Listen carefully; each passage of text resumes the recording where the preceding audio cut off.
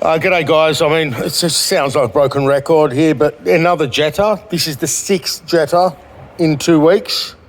And basically, you're gonna get a Jetta from an auction and have an engine light on. And the auction people are gonna tell you it's a spark plug and you've got a catch can and oil pouring out of the air filter. You've got a bad engine.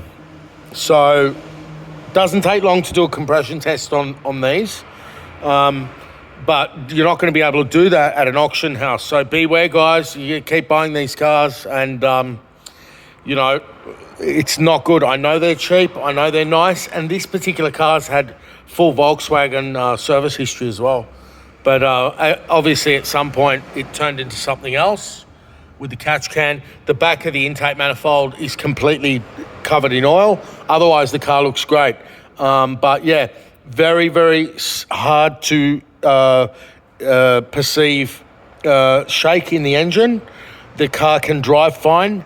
I drove it. I couldn't really feel anything, but when it was idling, it has this very slight sort of misfire. And it's normally the later models with the turbo supercharged 1.4 with the cracked pistons and all that.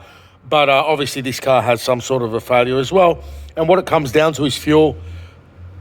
People are using 91 in these cars and bad fuel and ethanol and stuff like that.